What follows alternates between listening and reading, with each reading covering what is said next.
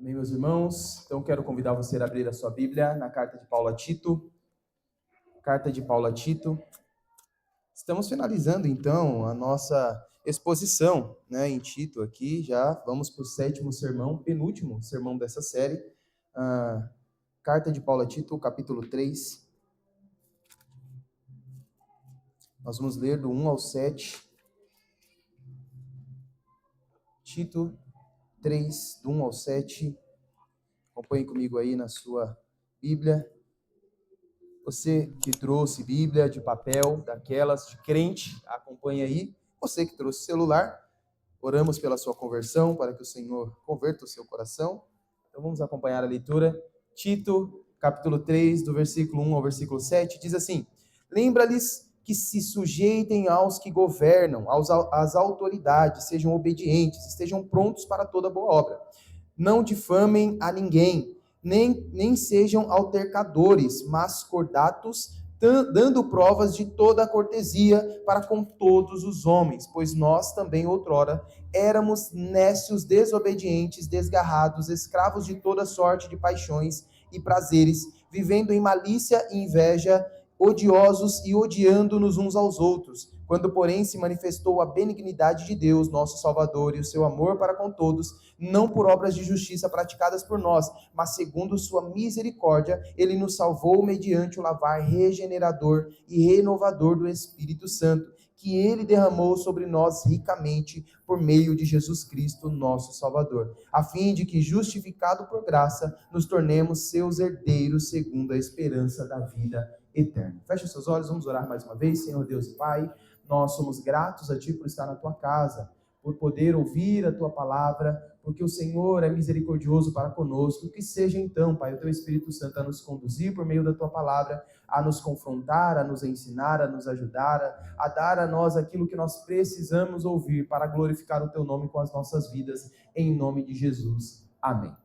Meus irmãos, então nós estamos aí continuando a nossa série de exposições na carta de Paulo a Tito. Nós já estamos então no sétimo sermão dessa série. Já ouvimos Deus falar aqui com os jovens, com as mulheres, com os homens, Deus falar sobre a nossa vida profissional, e hoje nós vamos falar sobre relacionamentos. É evidente que essa é uma parte difícil da vida do cristão, né? Claro que aqui não, mas em outros lugares pessoas têm dificuldade com relacionamentos no trabalho, no seu lar, seus parentes. Há pessoas que são difíceis de se relacionar, né? Tem aquela pessoa que você costuma chamar de gênio forte, né? O relacionamento é sempre um tipo de obstáculo para o cristão. Como amar o próximo? Como amar ele como a mim mesmo? Como lidar com ele? Como vencer os desafios, as irritações? Então, nós vivemos por relacionamentos, nós socializamos, isso faz parte da nossa vida. E isso faz parte da nossa vida porque Deus, quando criou, quando executa a criação, Deus faz isso ao homem, dando ao homem mandatos relacionais, mandatos de relacionamento. Primeiro que Deus mesmo se relaciona com o homem. Deus cria o homem e se relaciona com ele. Depois disso, Deus dá a mulher ao homem dizendo, você também terá o relacionamento social, você vai se relacionar com essa mulher. E também Deus manda o homem se relacionar com a cultura, ou com o próprio jardim, guardar, cultivar o jardim, dar nome aos animais. Então, Deus fez o homem com base em relacionamentos. E nós precisamos estar atentos a como nos relacionamos. Mas quando Paulo escreve a Tito, aqui no capítulo 3, ele não vai especificar, ou na verdade ele não vai generalizar relacionamentos. Ele não vai falar mais relacionamentos do que ele já disse antes. Ele vai então falar sobre 3 relacionamentos aqui neste texto que nós lemos. Primeiro, com as autoridades. Segundo, com o próximo. E terceiro, com Deus. Então, nós dividiremos esse sermão em 3 partes, como você já percebeu. Relacionamento com as autoridades, relacionamentos com o próximo e relacionamento com Deus. E nós precisamos, para falar de relacionamento com a autoridade, eu preciso saber se você é Lula ou Bolsonaro. O que você é? Eu preciso que você me fale. É evidente que isso não é verdade, não preciso saber isso. Mas veja como a nossa vida, um tempo atrás, estava cercada deste enigma, desta pergunta, né? Todos querendo saber, antes de se relacionar com você, antes de conversar com você, antes de ter qualquer tipo de contato, eles queriam saber, mas e aí, você é o quê? 13 Ou você é arminha, o que você é? Como então o cristão deve se relacionar com a lei, com as autoridades, com a política?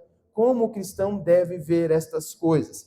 Paulo vai nos ajudar a entender um pouco aqui no capítulo 3, no primeiro versículo. Veja o que diz aí, ele diz, lembra-lhes, ele está falando para Tito lembrar os irmãos de Creta, que se sujeitem aos que governam as autoridades, sejam obedientes e estejam prontos para toda boa obra. Paulo instrui Tito para lembrar os irmãos de Creta a se sujeitarem. Ele quer que aqueles cristãos lembrem da responsabilidade que eles têm para com as autoridades. Como cristãos, nós devemos nos preocupar com isso. Qual é o nosso relacionamento com as autoridades? Esse chamado a submissão à autoridade é especialmente relevante à ilha de Creta, onde Tito está indo, onde Tito está organizando essas igrejas. Porque a ilha de Creta é marcada por por oposições, por problemas nesses quesitos de sujeição, de submissão. Era cultural na ilha de Creta que as pessoas não obedecessem às autoridades.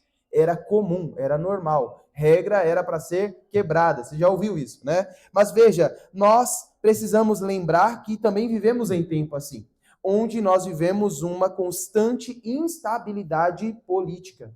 Talvez, se fizermos um censo aqui na igreja sobre a satisfação quanto ao nosso governo, talvez a maioria esteja insatisfeita, por exemplo.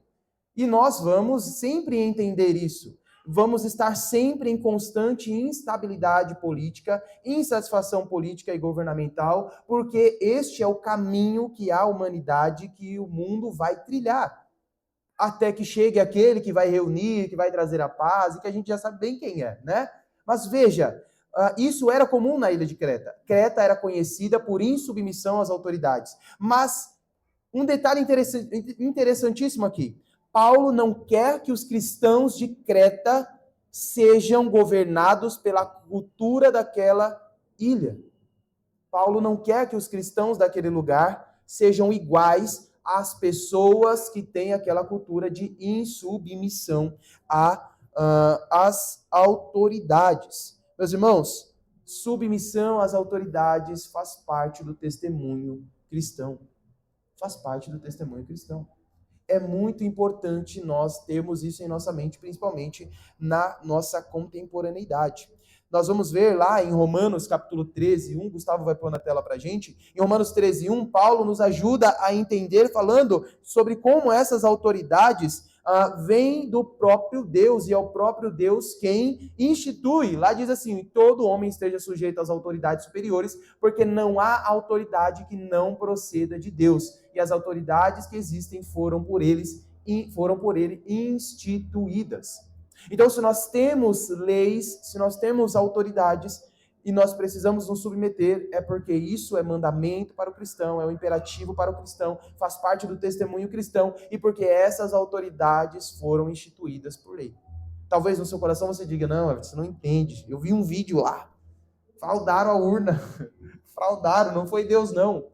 Meus irmãos, nós podemos ter trocas e trocas de governantes, mas nós vamos sempre ter no mesmo trono o nosso Deus.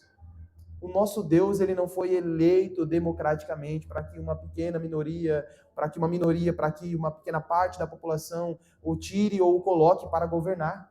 Nós não temos um sentimento deísta de que Deus pôs o mundo para rodar e se esqueceu dele e agora cada um faz o que quer e o mundo gira aí conforme as pessoas vão vivendo. Não, Deus não deixou de governar um minuto sequer. Há uma citação de um grande teólogo que ele diz o seguinte, não há um pedaço, não há um centímetro que Cristo diga isto não é meu. Tudo pertence ao nosso Senhor e Ele governa todas as coisas. Então nós precisamos nos contentar debaixo de submissão. Mas eu queria ainda voltar em Romanos 13, 1, para nós entendermos então algo muito importante. Everton, eu devo sempre me sujeitar à autoridade? Eu devo sempre me sujeitar ao governo? Quando é que o cristão, então, pode ou tem autorização bíblica para desobedecer à autoridade? A primeira coisa que nós precisamos entender é que quando Paulo escreve lá em Romanos capítulo 13, 1, quando ele diz autoridade ali, ele está mais se referindo às leis do que a pessoa. É mais o exercício de autoridade do que uma pessoa em si. Não é uma obediência e sujeição cega a um indivíduo, mas sim às leis que são colocadas. As autoridades vão governar diante de leis. Então nós precisamos entender que Paulo quer que Tito lembre os irmãos de Creta a estarem sujeitos às leis, às autoridades, para que assim deem um bom testemunho do evangelho, assim como nós devemos fazer hoje. Meus irmãos, esta obediência cristã é uma obediência bíblica. Você pode sim reclamar dos impostos. Você pode olhar lá, né? Esses dias eu estava com o irmão e ele estava do meu lado, nós abastecemos, ele pegou a notinha e falou: nossa, olha o quanto tem de imposto aqui. Você pode reclamar. E faz parte do cristianismo verdadeiro, e o crente de verdade, ele cria por meio da palavra de Deus um senso crítico para todas as coisas. Ele olha e ele realmente fala assim: não, eu preciso ter critério com essas coisas. Mas você não pode sonegar imposto por causa disso. Você não pode dizer o seguinte: olha, mas 30% é imposto, sabe de uma coisa? Eu não vou pagar. Não vou pagar os meus impostos. Você não pode deixar de cumprir os compromissos que você tem com a lei e com as autoridades por causa disso. Eu não gosto do Lula, não vou pagar imposto. Eu não vou pagar a minha conta, eu vou pôr um gato aí no relógio. Olha como é caro pagar um stream para assistir filmes. Eu vou fazer o seguinte, então, eu vou contratar um gato aqui, vou pôr na minha TV para todos os canais estarem liberados. Meus irmãos, nós somos chamados a ter um testemunho cristão e obedecer às leis. Mas nós vamos ver em alguns momentos exemplos bíblicos de desobediência. Nós podemos começar olhando lá para Êxodo capítulo 19, as parteiras que foram abençoadas por Deus, mas desobedeceram a ordem de matar bebês. Veja que quão é contemporâneo isso. Enquanto criam leis para empurrar goela abaixo o aborto para nós, para a família, Deus já abençoava parteiras lá no Êxodo, lá no capítulo 1, porque elas estavam evitando, porque elas não estavam matando crianças. Então nós desobedecemos a lei sim, quando ela vai de encontro, quando ela vai contra o que Deus nos manda na Escritura. Nós desobedecemos sim. E isso deve ser comum para nós. Nós obedecemos a lei enquanto não estamos em pecado. Agora, se for necessário pecar para obedecer a lei, nós desobedeceremos. Nós vamos ver Daniel lá no capítulo 6, onde proíbem ele de adorar a Deus. Proíbem de adorar ao Senhor. E o que ele faz? Desobedece a lei. E Deus o abençoa.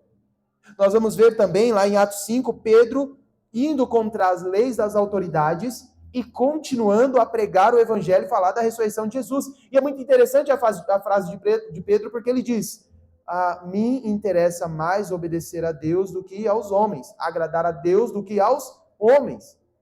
Então, quando Paulo fala de autoridades aqui, ele vai simular a ideia de a autoridade como lei e não como uma pessoa. Então, não tem aí um governante de estimação dizendo, não, é porque a Bíblia fala que a gente tem que obedecer cegamente a este meu político, a este meu governante. Meus irmãos, a nossa causa não é política. A causa do cristão não é política. A missão do cristão não é uma missão política.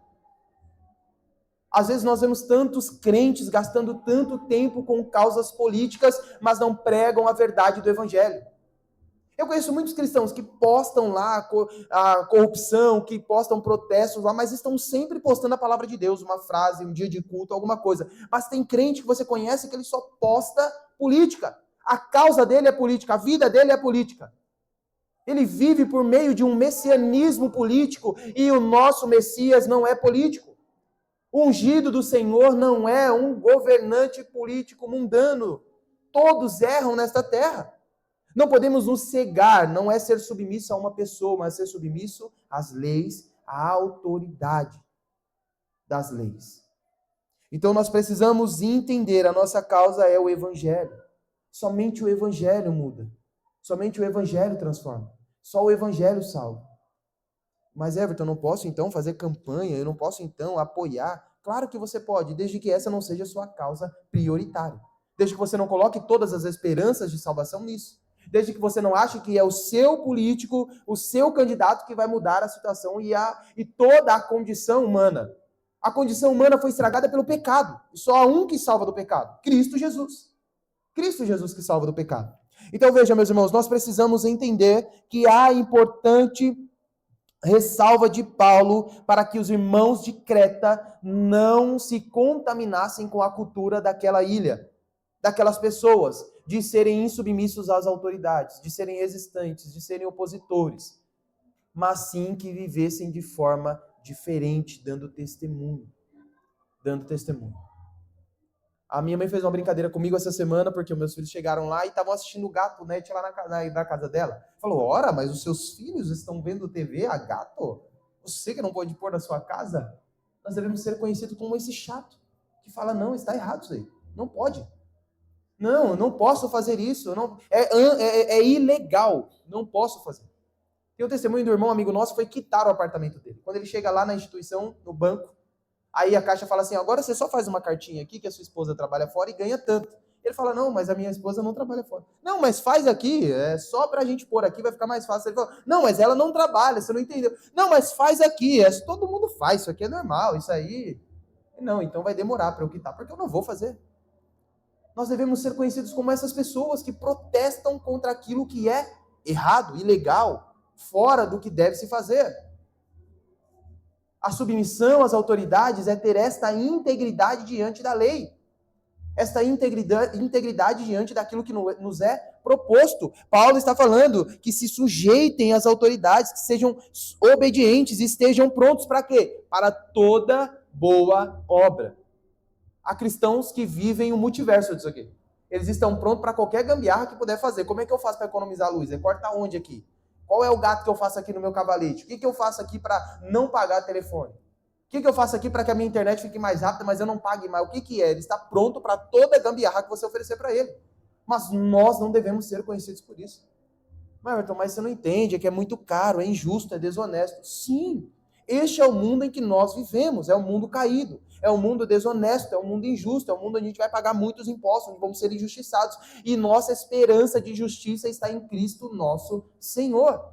Está em Cristo nosso Senhor. Não vivemos na brecha da lei, não vivemos no jeitinho brasileiro, mas vivemos sujeito às autoridades, às leis que nos são propostas. Mas Paulo continua dizendo sobre estes relacionamentos. Se nós então entendemos que esse relacionamento com as autoridades é baseado em sujeição e obediência, nós aprendemos então no versículo 2 sobre o nosso relacionamento com o próximo. Veja no capítulo 3, versículo 2, o que Paulo diz. Não difamem a ninguém, nem sejam altercadores, mas cordatos, dando prova de toda cortesia para com todos os homens. Nós precisamos sempre lembrar da cultura de Creta. Esta igreja está sendo plantada num ambiente muito difícil, talvez parecido com o nosso aqui, num ambiente muito difícil, em que os vizinhos, os irmãos, os crentes, em que os amigos, os familiares têm a cultura de difamar, de não ser gentil, de serem ásperos. Eles eram conhecidos assim. Paulo, quando escreve a Tito, cita até um poeta daquela geração, dizendo, aquele poeta já dizia sobre eles. Estes aí são perigosos, são cruéis, são homens infiéis, desleais. E Paulo quer lembrar isso aos irmãos que estão lá, dizendo, olha, não difamem ninguém, não vivam como essas pessoas aí. Então, como que é o meu relacionamento com o próximo? Primeiro, não difamando. Difamar significa destruir a reputação de alguém com palavras. Você já viu isso? Você já presenciou um assassinato moral? Você já presenciou alguém acabando com a reputação de outra pessoa? Você já presenciou alguém falando mal da outra? Veja, nós vemos isso, infelizmente, no próprio corpo de Cristo. A igreja contemporânea brasileira tem isso como comum. Como, não, destrói a reputação, fala mal e assim por diante. Quantos sites e sites de fofoca terminam com o nome gospel? Fofoca gospel. Não, essa fofoca pode porque ela é gospel. Não difamamos ninguém. O nosso relacionamento com o próximo deve ser baseado em verdade, em sinceridade, não difamando, não falando mal. Nós vimos lá em Tiago o poder da língua, como a língua é má, como ela pode incendiar, como ela pode destruir, como ela pode matar. Meus irmãos, nós precisamos vigiar com aquilo que falamos. Precisamos vigiar. Porque o nosso pecado está sempre à porta esperando uma brecha para que nós o ativemos, né? Coloquemos em prática. E não é difícil. Nós precisamos, então, no relacionamento com o nosso próximo, não difamar. Mas também, nós não devemos ser um altercador. Nós não devemos ser provocadores de conflitos. Aqueles que tumultuam, aqueles que fazem, aqueles que provocam conflitos e confusões. Meus irmãos, nosso chamado é para sermos pacificadores. Pacificadores. E não que provocam conflito. E não que causam desavenças, discussões. Nós precisamos reconciliar e buscar a paz na reconciliação dos nossos irmãos. Não podemos ser ao contrário. E quantas pessoas nós conhecemos que não podem ver uma oportunidade de ver o circo pegar fogo, para ele despejar 10 litros de gasolina? Infelizmente, vivemos tempos assim. Não deve ser da nossa cultura. Não deve ser da nossa prática. Cristo foi aquele que nos ensinou a viver a paz. A não causar conflito, mas sim reconciliar. Quantas vezes você já agiu dessa forma? Porque muitos irmãos, eles não são assim altercadores. Eles não são pessoas que causam conflitos. Não são pessoas que vai ver uma confusão e falar, olha só, eu não deixava, hein? Não tem mais, né? Mas eles são negligentes. E é um grande problema ser negligente quando nós sabemos o que devemos fazer. Nós vamos ver o texto bíblico do Novo Testamento dizer, aquele que sabe fazer o bem, aquele que pode fazer o bem, não faz, comete pecado. Nós precisamos ser mais conciliadores, reconciliar mais, pacificar mais, defender mais aquele que não pode se defender. Se nós praticássemos isso, muitos problemas estariam extintos no meio da igreja, principalmente. Lá no seu trabalho. Quantas pessoas chegam em casa e falam, lá no meu trabalho, falam para o marido, para a esposa, para o filho, lá no meu trabalho só tem cobra. Quem é que no trabalho, parece que trabalha no Butantã, né? Quem é que chega em casa e fala, mas onde você trabalha? Não é metalúrgica? Mas parece o Butantã, só tem serpente. Mas porque muitas das vezes nós não agimos a reconciliar os nossos irmãos, a pacificar, a tentar defender a todo custo. A ouvir, sim, você está do lado dele, até a pessoa se acalmar e entender que você só quer que ela pare, pense.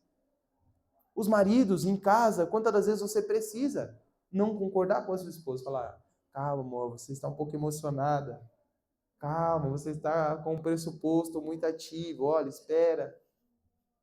Você ouvir direitinho a história e falar, olha, não vai trabalhar assim, que você vai arrumar mais confusão.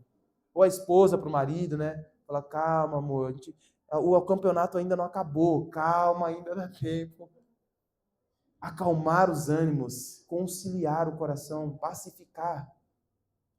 Mas nós, às vezes, acabamos por ser pessoas que fazem o contrário. Alguém faz uma queixa para você, você fala, não acredito que ela teve coragem. Sério? Não, é muita cara de pau. Você tem razão, é muita cara de pau. Temos que tomar cuidado. Porque Paulo sabe que aqueles irmãos estão numa cultura que é daquele jeito.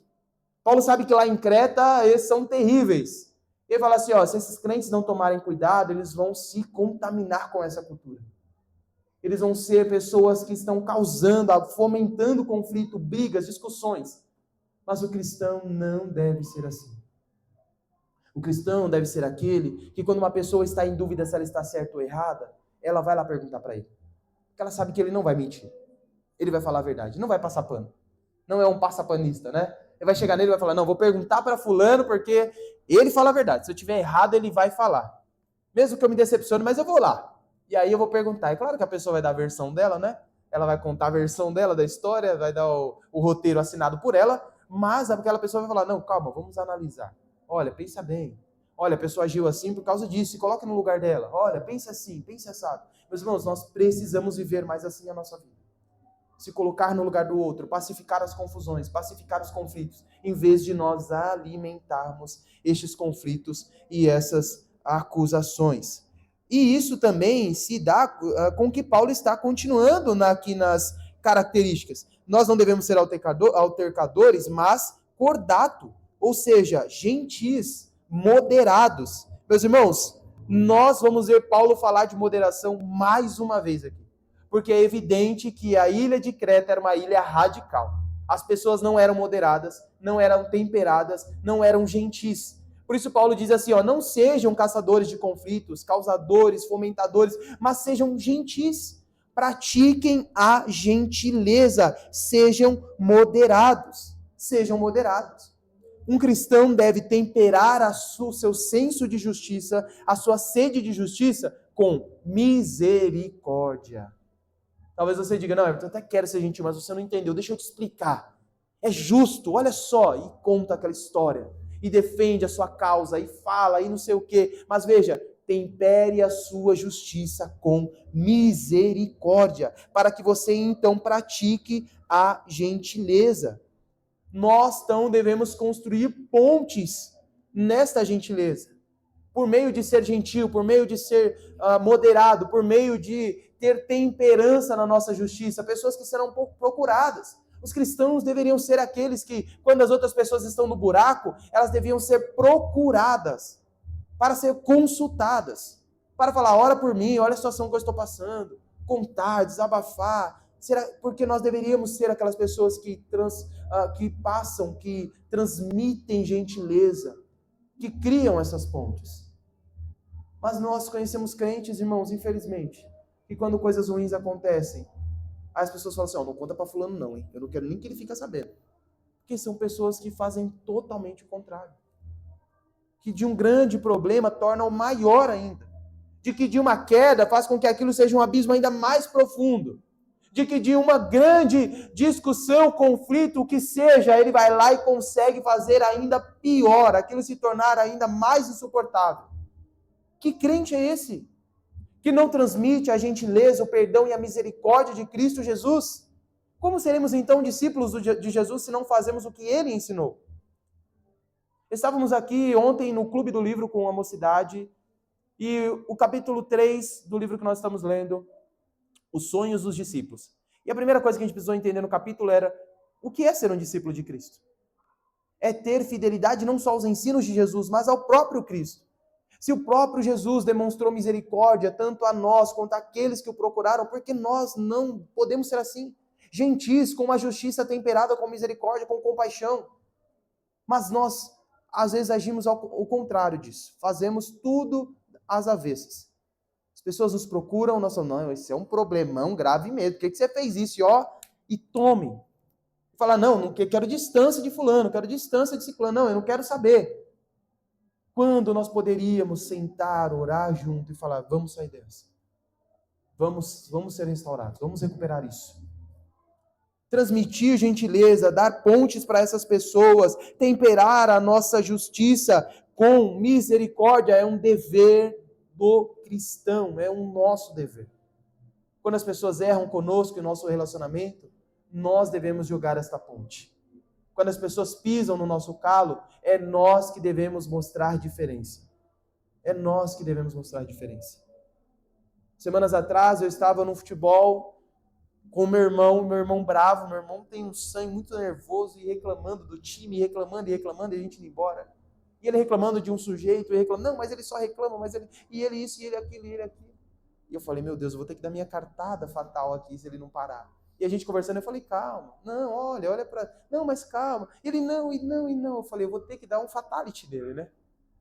Ele falou, por que ele pode reclamar e eu não? Eu falei, porque você é de Jesus, ele não. Você vai para o mesmo lugar que ele? Aí acabou, né? Aí eu fui muito pesado, né, José? Aí eu joguei muito pesado. Falei, porque você é crente e ele não. Será que a gente precisa lembrar disso? Será que a gente vai diante de injustiças, diante de ser magoado, chateado, ficar pensando, mas por que fulano e eu não? Porque você é crente. Simples. Porque você foi salvo, nós vamos falar disso. Mas nós queremos medir na mesma régua. Nós queremos medir da mesma forma. Não, se fulano é assim, então eu vou tratar assim. Se o meu chefe quer guerra? Ele quer guerra, então ele vai ter guerra. Não, você não é da guerra, você é da paz. Você é de Cristo. Você é do Senhor Jesus. Você constrói pontes e não abismos. Foi isso que o mestre nos ensinou e é isso que Paulo quer que Tito ensine lá na ilha de Creta aos cristãos. Mas veja que ainda no versículo 2 ele termina falando de mais uma característica, que é a mansidão, provas de toda cortesia para com todos os homens. Esta mansidão, esta cortesia, provas de cortesia, a ideia do domínio próprio, de ser moderado, de ser temperado. Paulo vai dizer isso aos homens, Paulo vai dizer isso às mulheres, Paulo vai dizer isso aos líderes. Ele quer que os cristãos de Creta não se contaminem com a radicalidade que tem naquela ilha, de que todos ali não conseguem ser moderados, mas estão sempre indo aos extremos. Nós não devemos ser assim. Agir com mansidão, agir com domínio próprio é o que Paulo nos ensina. Nós precisamos, então, entender que Deus é quem julgará. Confiar em Deus, que é Ele que fará. Nós não podemos querer ser justiceiros, ser aqueles que vão tomar as dores, mas nós precisamos ter domínio próprio. Falar, não, Senhor, a justiça é divina. O Senhor vai cuidar disso. Paulo quer que esses irmãos, entendendo que vão enfrentar conflitos na ilha de Creta, entendam que devem agir com toda a cortesia, dando provas práticas, mostrando na sua vida que são gentis, que são mansos, que têm domínio próprio. Paulo sabe que essas atitudes devem moldar o comportamento social daqueles irmãos, bem como os nossos também.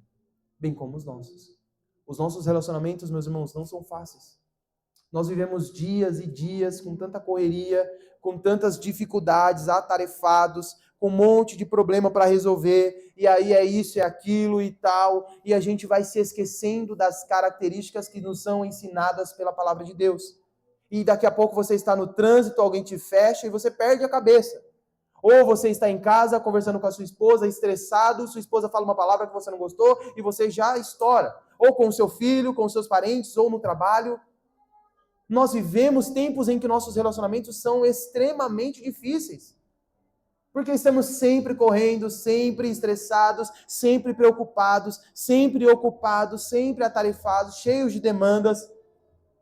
E nós não temos tempo nem para relaxar, nem para lidar com diversas situações que nós enfrentamos. Mas não é isso que o Senhor nos ensina quando se fala de um relacionamento social. Por mais que a nossa sociedade é carregada desta injúria, deste ódio, nós não devemos ser assim. Há um tempo atrás, uma rede social saiu do ar, você sabe disso, e era conhecida como a fonte de todo ódio. Onde você queria arrumar confusão, você ia lá, fazia um comentário, e todo ódio era exposto ali. Veja, nós vivemos numa sociedade, vivemos numa cultura, vivemos em um século onde isso tem acontecido, onde o ódio tem movido as pessoas e os relacionamentos, mas nós não devemos ser desta forma. Tanto em nosso relacionamento com as autoridades, que devem ser baseados em sujeição, em obediência, como também nosso relacionamento com o nosso próximo, com os nossos irmãos, com os nossos vizinhos, devem ser baseados com moderação, gentileza, misericórdia, mansidão, com paz. E assim que o Senhor nos chama. Mas então, nós caminhamos então para o nosso terceiro e último ponto do sermão. Se nós vimos o nosso relacionamento com as autoridades e com o próximo, como deve ser então, ou como nós devemos analisar o nosso relacionamento com Deus? Veja comigo aí que este relacionamento com Deus vai ser dividido em 3 partes aqui pelo apóstolo Paulo. Versículo 3 diz assim: pois nós também outrora éramos nécios, desobedientes, desgarrados, escravos de toda sorte de paixões e prazeres, vivendo em malícia e inveja, odiosos e odiando-nos uns aos outros. Meus irmãos, a primeira coisa que Paulo lembra para os irmãos lá de Tito, lá de Creta, que quer que Tito ensine-os, é da nossa condição anterior. Para falar do nosso relacionamento com Deus, nós precisamos lembrar quem nós éramos. Quem nós éramos? Como nós estávamos? O que fazíamos? Paulo está dizendo, ei, você, o relacionamento com a autoridade deve ser com obediência, o do seu próximo com gentileza, porque nós éramos ruins, hein? Nós éramos maus. A nossa condição era uma condição terrível. Nós estávamos nécios, desobedientes, desgarrados, escravos de toda sorte de paixões e prazeres, vivendo em malícia, em inveja, odiosos, odiando-nos aos outros. E aí talvez você fale, Everton, esse daí não sou eu. Eu não tenho um passado tão pesado assim, não. Peraí. Sempre fui uma pessoa de boa, sempre fui gente boa, sempre fui da galera. Eu estava passando ali em frente o samba e quase fiquei lá de tão assim, social que eu era. Mas veja, nós éramos assim. Vivíamos desgarrados. Uma pessoa não tem nenhum tipo de virtude moral se não tiver Cristo em sua vida. Não, Everton, você está falando coisa errada aí, porque o meu vizinho é muito gente boa. Nossa, mas muito gente. Ele é um cara 10. 10. O que eu preciso, ele vai lá e me empresta. Ele, quando faz churrasco, me chama. Ele tá sempre perguntando se estou precisando de alguma coisa. Um cara me empresta a vaga dele lá no prédio. O cara é gente boa demais. Só tem uma falha, um problema. Só falta uma coisa pequena. Os jovens vão lembrar, nós falamos ontem aqui. Jesus. É uma coisa, só falta isso, é pouco que falta. Mas de resto, irmãos, Jesus não é complemento. Se nós antes estávamos nessa condição aqui, como Paulo está falando, então nós tínhamos sim essas características. Do ódio, de nécios, desgarrados, de desobedientes, porque Jesus não é um complemento de status social, porque Jesus não é um complemento de currículo social, Jesus é tudo que nós podemos ter e aquele que não tem Cristo não tem nada. Quantas pessoas você conheceu que você disse, olha, tão boa essa pessoa, muito gente boa, minha amigona do peito aqui, mas só tem um problema, um problema pequeno, só falta Jesus. Se ela tivesse Jesus, aí Jesus não vem para complementar a vida de ninguém. Jesus não vem dividir espaço com ninguém. É porque eu gosto disso, daquilo, tenho formação em tal coisa, moro em tal lugar e sou cristão. Ser discípulo de Jesus, ser crente, ser cristão, é tudo o que você deve se importar em ser. Porque é a partir daí que todas as outras coisas são acrescentadas. Cristo não é um complemento de currículo social. Jesus não é um complemento de status social. Jesus é tudo que você pode ter. Então Paulo, quando lembra dessa nossa condição anterior, ele faz questão de falar que éramos assim. Essa era a realidade de todos antes da obra salvadora de Deus. Quando Paulo vai dizer, então, sobre o nosso relacionamento com Deus, quando nós vamos refletir sobre isso, nós precisamos lembrar de onde Deus nos tirou. O que Deus fez por nós. E se olharmos para trás e, por algum motivo, temos saudade do mundo, isso é um grave problema. Se na hora de refletir de onde Deus te tirou, você sentir saudade de onde você andava e do que você fazia, há um grave problema com a sua fé. Há um grave problema com você. Há um grave problema. Por isso Paulo faz questão, obedeçam às autoridades, sejam cordiais, gentis ao próximo, porque essa era a nossa condição anterior. Mas Paulo vai dizer da nossa condição anterior, e nos versículos 4 a 6, ele vai enfatizar a obra de Deus na nossa vida. Veja comigo o que diz aí. Quando, porém, se manifestou a benignidade de Deus, nosso Salvador, e o seu amor para com todos, não por obras de justiça praticadas por nós, mas segundo sua misericórdia, ele nos salvou mediante o lavar regenerador e renovador do Espírito Santo, que ele derramou sobre nós ricamente por meio de Jesus Cristo, nosso Salvador. Veja, meus irmãos, Paulo faz questão de enfatizar que não há mérito em nós. Não foi por obras praticadas por vocês. Ele diz, olha, não porque nós fizemos alguma coisa que agradou a Deus e fez com que merecêssemos a salvação, mas Ele, por misericórdia, por compaixão de nós, por seu amor rico, pela sua benignidade, que se manifestou, Ele nos salvou. Nenhum de nós merecíamos ser alcançados pelo nosso Deus. Nenhum de nós merecíamos essa salvação, mas Ele interviu em nossa história, em nossa vida, para nos salvar. Você deve submissão às autoridades, você deve amar o seu próximo, ser gentil com ele, porque você estava perdido, mas Deus manifestou para você a sua salvação. A sua salvação.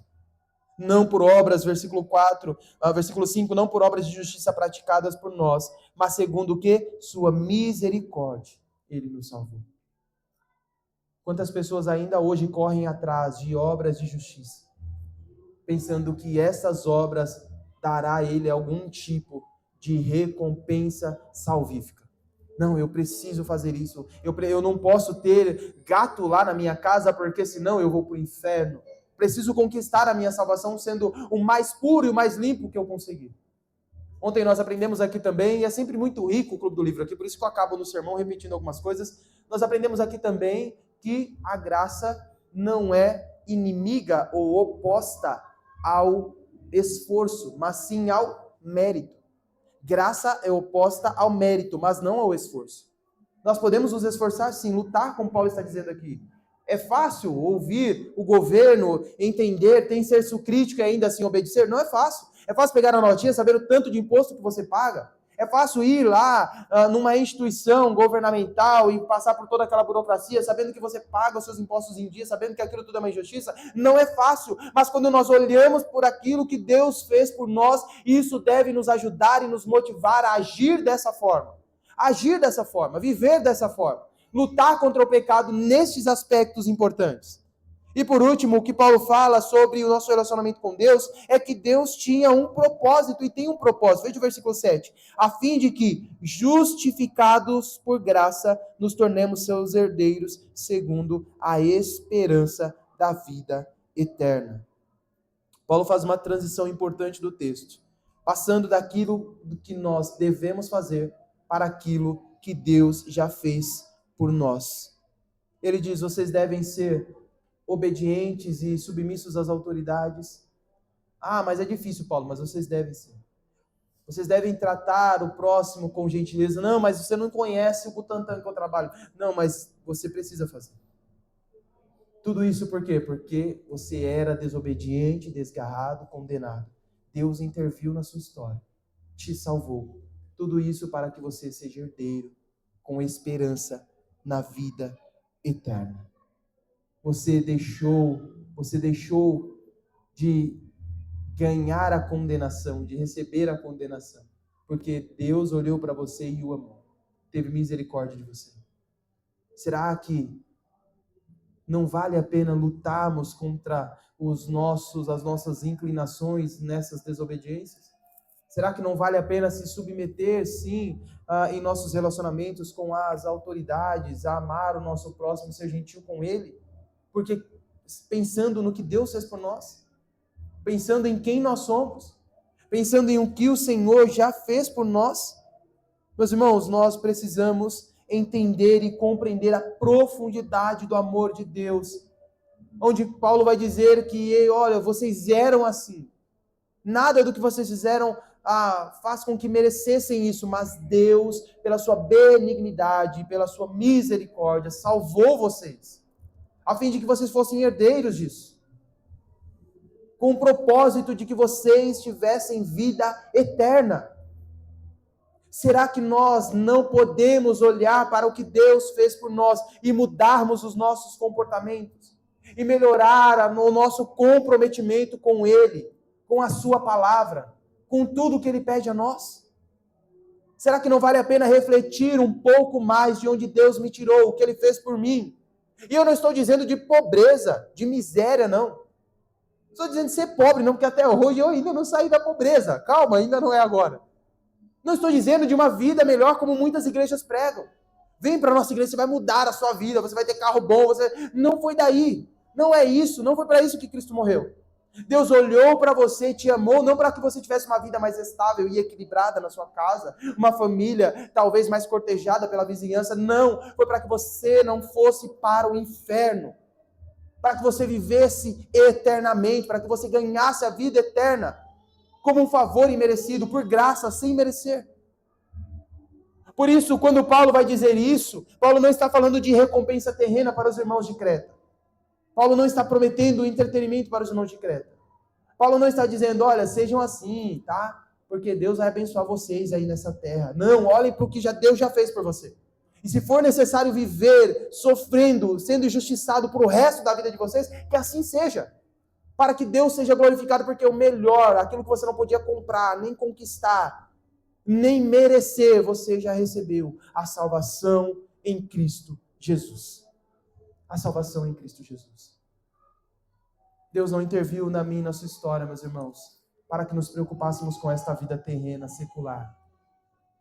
Deus não interviu na nossa história para que nós ganhássemos um pouquinho mais de dinheiro, pagássemos as nossas dívidas, para que o seu nome saísse do SPC.